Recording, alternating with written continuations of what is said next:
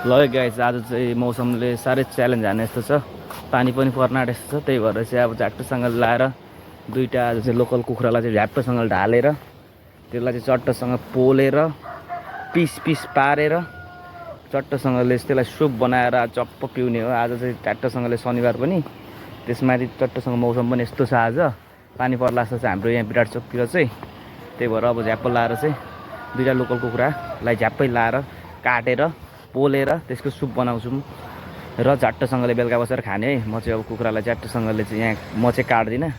म चाहिँ काट्ने काम चाहिँ मार्ने काम चाहिँ गर्दिनँ। र त्यसलाई पोलेर चाहिँ बनाइदिने काम चाहिँ म गर्छु। गाइजहरूलाई म देखाउँछु है।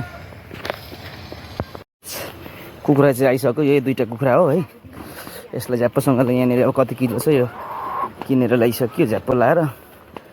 अब यसलाई झ्याप्पो लाएर बनाएर यसलाई अब काटिदिनुहुन्छ। काटेपछि चाहिँ त्यसलाई पोल्ने काम चाहिँ म गर्छु। कुखुरा चाहिँ यो चाहिँ भाले हो, यो चाहिँ पोथी। लै गाइस कुखुरा पनि मारिदिइसक्नुभयो।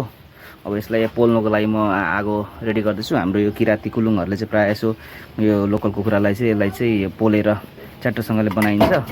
यसलाई चाहिँ पोलेर बनाएर चाहिँ गरिन्छ। यसलाई त तातो पानीमा डुबाइँदैन। पोलेपछि यसको तिते सिते चट्ट राखेर यसलाई चाहिँ वाचिप्पाहरू बनाएर मजाले खाइन्छ। म यसलाई अब आगो बालेर यहाँनिर अब म यहाँ पोल्नु गइरहेको छु गाइस। लु आगो पनि बल्नु थालिसक्यो। अब च्याटोसँगले आगो बलेपछि झ्याप्पो लाएर यसलाई पोल्ने हो। एकदम पोल्दा चाहिँ गर्मी छ एकदम। आज यस्तै हो मौसम, गर्मी पनि छ, पानी पर्न आँटिरहेको छ। अब यसलाई पोलेर चट्टोसँगले आगो बल्दैछ। मैले आगो बाल्दैछु यहाँनिर। अब यसलाई च्याप्पो लागेर आगो बालेपछि यसलाई पोल्ने हो। हल्का यसलाई पोलेर चाहिँ यसलाई अनि काटकुट गर्ने है गाइज। लाएर गाइज म यसको सुरुमा खुट्टा पोल्नु गइरहेको छु यहाँ।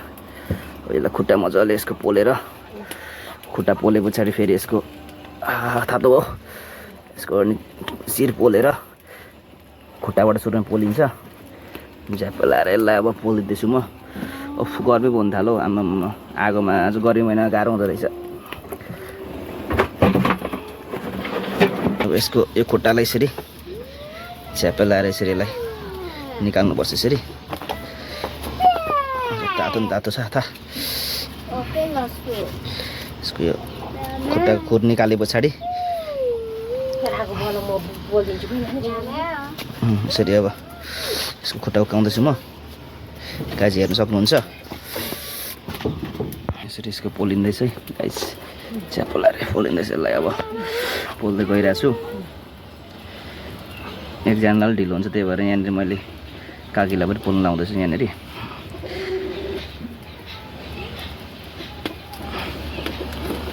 आगो मजाले यताबाट आएन हौ। एकछिन छोडा न म पोलिदिन्छु अनि चुला सुँगुरको चारो पकाउने चुला हो है फेरि गाइस। यो चाहिँ जाँडहरू जस्तै रक्सीहरू पकाउने किरातीको अब छोरो भएपछि अब जाँड रक्सी बनाउनै पर्यो। सुँगुर चाहिहाल्छ। यो चाहिँ कहिले काहीँ यसो कान यसो चिलाउँदा फेरि कोट्याउनुको लागि यसको प्वाख पनि निकालेको छु। नाङ्लोमा झ्याप्पो राखेर है हातेर खरिन्छ है।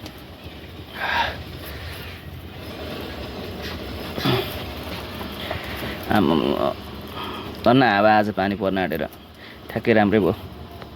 गाइसलाई म चाहिँ अब भुत्लाउँदैछु यसको प्वाखहरूलाई। यसरी अब निकाल्नुपर्छ। तिते पनि राख्ने यो सुरुको चड्डीलाई चाहिँ सट्ट फ्यालेर मजाले भयो। कस्तो बाक्लो रहेछ यसको त।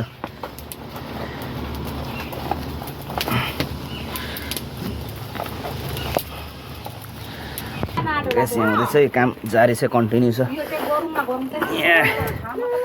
मोबाइल हातमा बोकेर गर्दा अलिक देखाउन मजाले देखाउन सकिएन। यसलाई कुखुरा चाहिँ यसरी बनाउनुपर्छ है गाइस। यसको भुत्ला धेरै रहेछ गाइस। यहाँनिर बनाउन धेरै गाह्रो हुँदैछ है। भुत्ला निकालिँदैछ टेरेका गाह्रो भयो। आमामा के साह्रो। बलै आगो बलै अब बसेछ घट्ट बलेपछि चाहिँ छिटो हुन्छ है। आमामा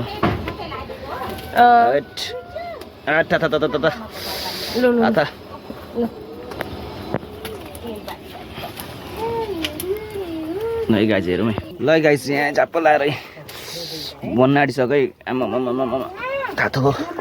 झ्याप्पै लाएर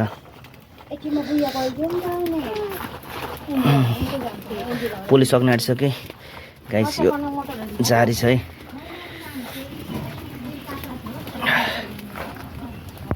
फाइनली गाइस मैले चाहिँ कुखुरा चाहिँ पोलेर झ्याप्पो लाएर पोलेर रेडी गरिसकेँ अलिक कालो कालो भयो धेरै डढो अब यसलाई चाहिँ म झ्याप्पो लाएर अब फोड्न गइरहेको छु र काटकुट गर्न गइरहेको छु झ्याप्पोसँगले पसिनै पसिना भयो धेरै पसिना पनि भयो आमामा खलखल पसिनाले खलखली भयो यस्तो आगोमा गर्दाखेरि है खलखल पसिना पनि पुरै नै निक्ल्यो अब यसलाई चाहिँ म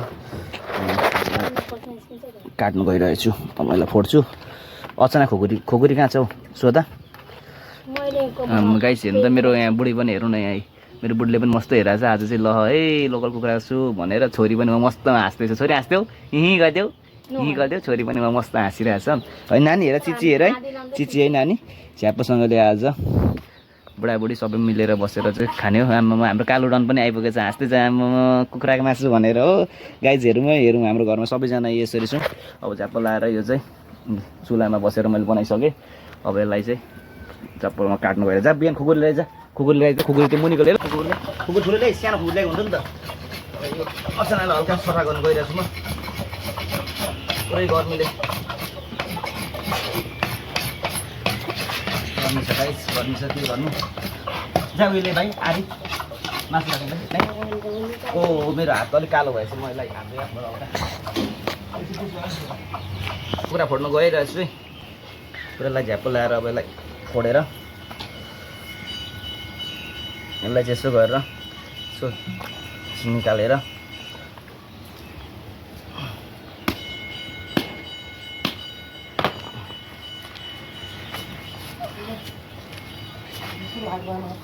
हजुर गाइस ल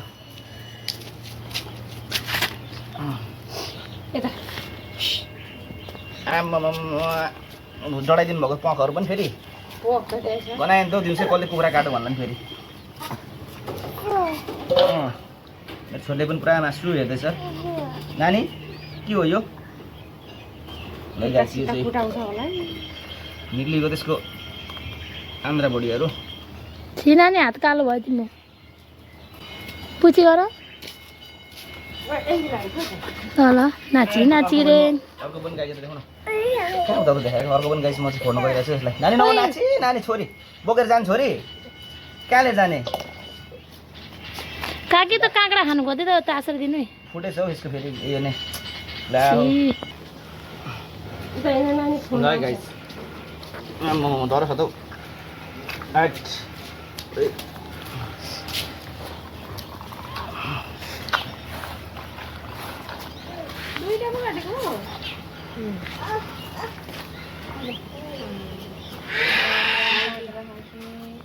निकाले मकै सिटी त मारेको छु आऊ पण्डित आऊ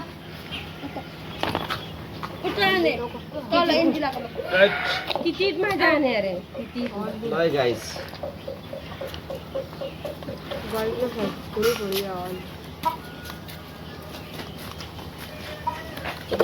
बिहानले चाहिँ के खेलाएर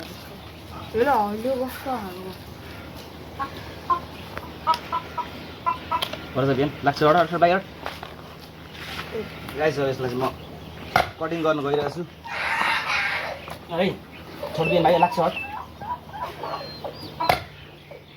देवदुले भ्लगले आज के गर्दैछ भनेर सक्क पर्दैन होला है गाइस बिस्तारै बिस्तारै हेरिदिनु होला यसो खुट्टा पनि यसरी काट्नुपर्छ एट खुकुरी पनि लाग्दैन घाट नलागेको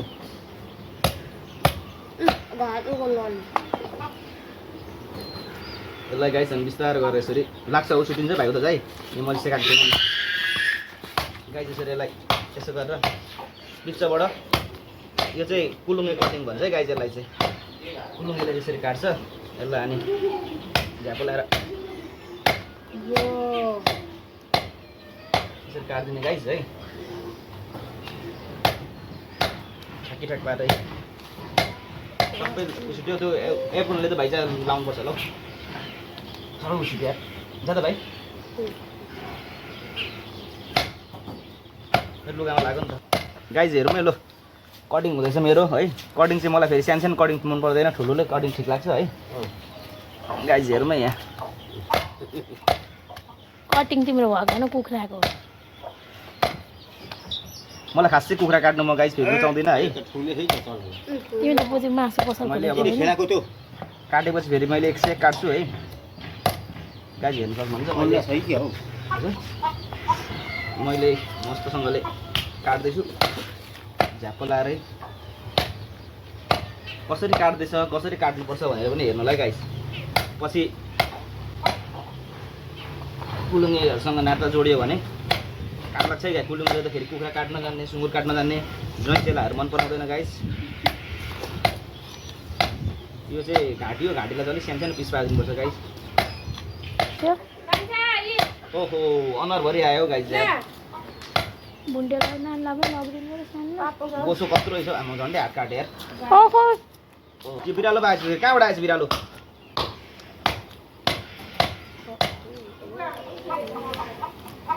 बिस्तार है गाइस। यसरी खुकुरी अलिक धार लाउने बेला भएछ हौ। खुकुरी 1914 बनाएको खुकुरी अरे यो, अहिलेसम्म चलिरहेको छ। त्यही भएर पनि होला धार लाउने बेला भएछ यो।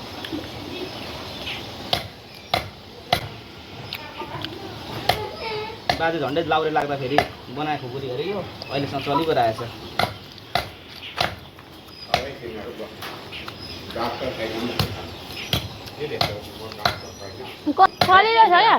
के हो यो?